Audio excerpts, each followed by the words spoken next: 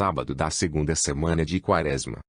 A estação é a igreja de São Pedro e Marcelino, dois célebres mártires de Roma, sob a perseguição de Diocleciano. Os seus nomes estão inseridos no cânone da missa.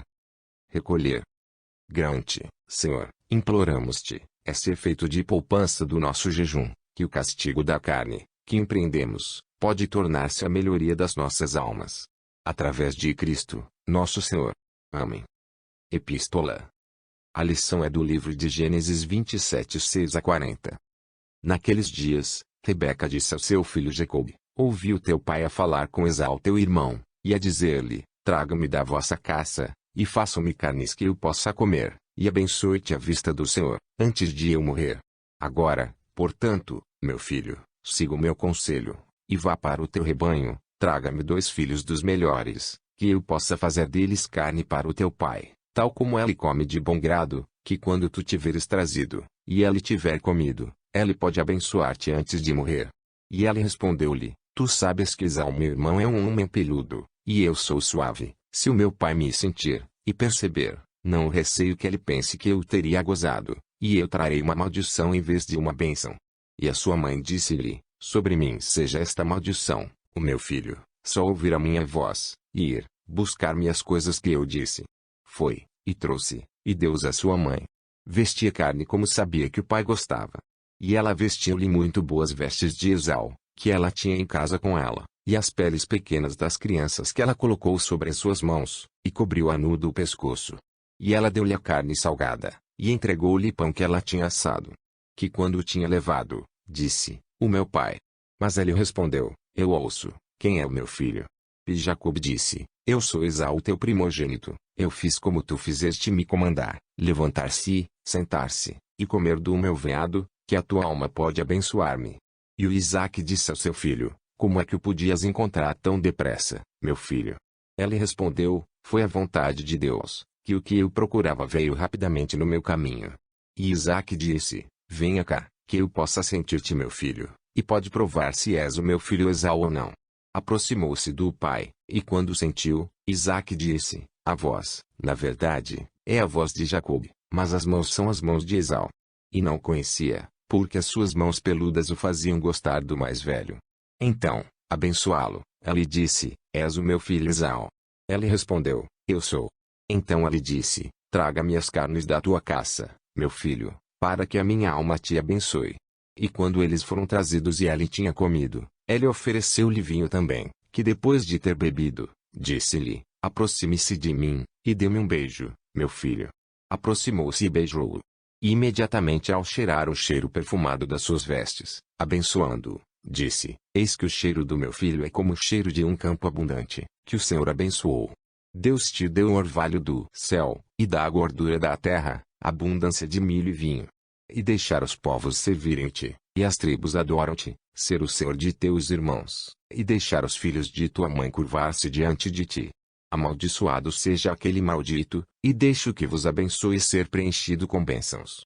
Isaque tinha acabado com as suas palavras, quando Jacob foi agora para o estrangeiro, Esaú veio, e trouxe para o seu pai carnes do que ele tinha tomado na caça, dizendo: Levante-se, meu pai, e coma a carne do seu filho, que a tua alma possa abençoar-me. E o Isaque disse-lhe: Por quê? Quem és tu? Ele respondeu: Eu sou o teu primogênito Esaú.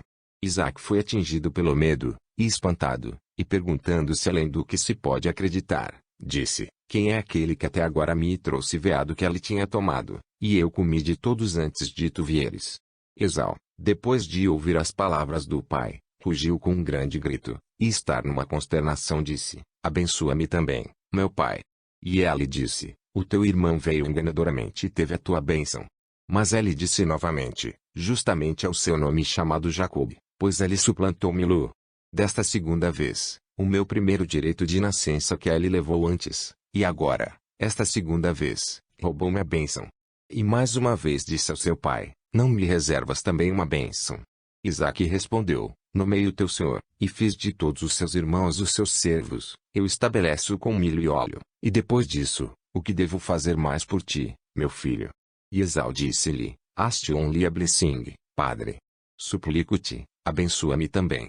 E quando chorou com um grito alto, Isaque a ser movido, disse-lhe: na gordura da terra, e no orvalho do céu de cima, será a tua bênção. Os 2 filhos de Isaque são outra ilustração dos julgamentos de Deus sobre Israel, e a sua vocação dos gentios. A instrução contida nesta passagem de Gênesis destinava-se aos catechumens. Aqui temos 2 irmãos, Esau, o mais velho, e Jacob o mais novo. Esau representa o povo judeu, é herdeiro do seu pai, e, como tal, tem um futuro glorioso à sua frente. Jacob, embora irmão gêmeo de Esau, é o segundo nascido, e não tem direito à bênção especial que Esau afirmou. Ele é a figura dos gentios. Como é que Jacob recebe a bênção, e não Esau? O volume sagrado diz-nos que Esau é um homem carnal. Em vez de negar a si mesmo a gratificação momentânea do seu apetite, sacrifica as vantagens espirituais, que a bênção do seu pai é trazê-lo. Ele vende o seu direito de nascença a Jacob por uma confusão de vasos. Sabemos o plano da mãe para a reivindicação de Jacob. E como o pai idoso é, sem suspeita, o instrumento nas mãos de Deus, ratificando e abençoando esta substituição, da qual ele próprio não tinha conhecimento. Esau, tendo regressado à casa, é sensibilizada para a grandeza da sua perda, mas é tarde demais e torna-se um inimigo do seu irmão. O mesmo acontece com o povo judeu, eles são carnais perdem o seu direito de nascimento, a sua preeminência sobre os gentios. Recusam-se a reconhecer um Messias que é pobre e perseguido, a sua ambição é o triunfo terreno e a grandeza terrena, e o único reino que Jesus estende aos seus seguidores é espiritualismo judeus. Então, rejeitam este Messias, mas os gentios recebem-no, e tornam-se os primogênitos, os favorecidos. E enquanto os judeus repudiam esta substituição, a qual, no entanto, eles assentes, quando disseram a Pilatos, não teremos este homem para reinar sobre nós, Lucas 19:14, eles estão indignados em ver o Pai Celestial concedendo todo o seu amor e bênçãos ao povo cristão. Aqueles que são filhos de Abraão, de acordo com a carne, são deserdados, e aqueles que são filhos de Abraão apenas pela fé, são evidentemente os filhos da promessa, de acordo com as palavras do Senhor, que ele falou com aquele grande patriarca: vou multiplicar a tua semente como as estrelas do céu, e como a areia que está junto à costa do mar. Na tua semente, isto é, nele que nascerá da tua raça, todas as nações da terra serão abençoadas. Gênesis 22:17-18. Evangelho. Sequela do Santo Evangelho segundo Lucas 15:11-32. Nessa altura, Jesus falou com os escribas e fariseus esta parábola: um certo homem tinha 2 filhos, e o mais novo deles disse ao seu pai: Pai, dá-me a parte da substância que cai para mim. E dividiu-lhes a sua substância. E poucos dias depois, o filho mais novo, reunido, foi para o estrangeiro, para um país distante, e lá desperdiçou a sua substância com a vida revoltada. E, depois de ter gasto tudo, veio uma fome poderosa naquele país, e começou a querer. E foi para um dos cidadãos daquele país. E mandou-o para a quinta para alimentar porcos. E ele teria desmaiado a barriga com as cascas que o porco comeu, e nenhum homem lhe deu. E voltando para si mesmo disse: quantos empregados contratados na casa do meu pai abundam com pão, e eu aqui pereço com fome. Vou levantar-me, e vou ter com o meu pai, e dizer-lhe: Pai, pequei contra o céu, e antes de te dizer, eu não sou agora digno de ser chamado de teu filho, fazer-me como um dos seus servos de aluguer. E levantando-se, veio ter com o pai. E quando ela ainda era uma grande maneira de sair, o seu pai viu, e foi movido com compaixão, e correndo para ele, caiu sobre o pescoço, e beijou. E o filho disse-lhe: Pai, eu pequei contra o céu, e antes de te dizer, não sou digno de ser chamado de teu filho. Mas o pai disse aos seus servos: tragam rapidamente o primeiro roupão, e coloquem-no em cima dele, e coloquem um anel na mão, e sapatos nos pés, e trazer aqui o bezerro gordo, e matá-lo. E vamos comer e fazer alegre, porque este o meu filho estava morto, e agora voltou à vida, foi perdido, e é encontrado. E começaram a ser alegres. Agora o seu filho mais velho estava no campo, e quando veio e atraiu-se para a casa, ouviu música e dança, e chamou um dos criados, e perguntou o que estas coisas significavam. E ele disse-lhe: o teu irmão veio, e o teu pai matou o bezerro gordo, porque ele o recebeu a salvo. E estava zangado e não quis entrar. Seu pai, portanto, sair começou a suplicar-lhe. E ele respondeu ao seu pai: eis que, durante tantos anos, sirvo-te, e nunca transgredi os teus mandamentos, e ainda assim nunca me deste um filho para me divertir com os meus amigos. Mas assim que este teu filho chega, que devora sua substância com prostitutas, tu tens morto por ela e o bezerro gordo. Mas ele disse-lhe, filho, tu és sempre comigo, e tudo o que tenho é teu. Mas foi em forma que devemos fazer alegre e ser feliz, pois este teu irmão estava morto, e voltou à vida novamente, ele foi perdido, e é encontrado. O mistério que nos foi apresentado na epístola repete-se no nosso evangelho. Mais uma vez, é a história de dois irmãos. O ancião está zangado por ver o seu pai mostrar misericórdia aos mais novos. Este irmão mais novo foi para o exterior, para um país distante, abandonou a casa do pai, que pode não estar sob controle, e ceder a todo tipo de desordem. Mas quando uma fome poderosa veio, e ela estava a morrer de fome, lembrou-se que tinha um pai, e, de repente, surgiu, e humildemente pediu ao seu pai para recebê-lo, e dar-lhe o último lugar naquela casa que, mas para sua própria loucura, poderia ter sido todo seu. O pai recebeu o pródigo com mais terno carinho, não só o perdoou, como devolveu a todos os seus direitos familiares, não, teria um banquete guardado em honra deste feliz regresso. O irmão mais velho, ao ouvir o que o pai tinha feito, estava indignado, e concebeu o mais amargo ciúme contra o seu irmão mais novo.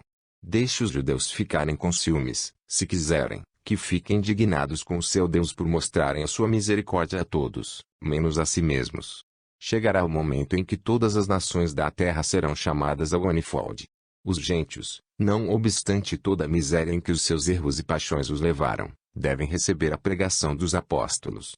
Gregos e romanos, cítricos e bárbaros, estão por vir, humildemente reconhecendo o mal dos seus caminhos, e pedir para partilhar os favores oferecidos a Israel.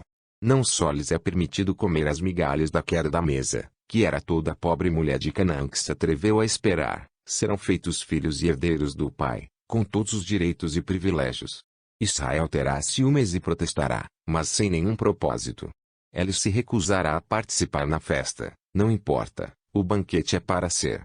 Esta festa é o Pai. Os pródigos que vieram, famintos e nus, para a casa do Pai, são os nossos catechumens, sobre os quais Deus está prestes a conceder a graça da adoção. Mas há também os penitentes públicos, que estão a ser preparados pela Igreja para a reconciliação. Eles também são os pródigos, que vêm à procura de misericórdia do seu pai ofendido. Este evangelho foi destinado tanto para eles como para os catechumens. Mas agora que a Igreja relaxou a sua severa disciplina, ela oferece esta parábola a todos aqueles que estão em estado de pecado, e preparam-se para fazer as pazes com Deus. Eles ainda não sabem quão bom é o Deus de quem se desviaram pelo pecado. Deixe-os ler o Evangelho de hoje, e veja como a misericórdia se exalta acima do julgamento. Tiago 2:13, em que Deus, que tanto amou o mundo, deu o only begotten Filho. João 13:16, até onde podem ter desviado, ou quão grande pode ter sido a sua ingratidão, deixe-os ter coragem, um banquete está sendo preparado na casa do Pai deles, para recebê-los em casa novamente. O Pai amoroso está esperando à porta para recebê-los e abraçá-los. O primeiro manto, o manto de inocência, é para ser restaurado a eles. O anel, que só eles usam que são da família de Deus, é ser mais uma vez colocado na sua mão.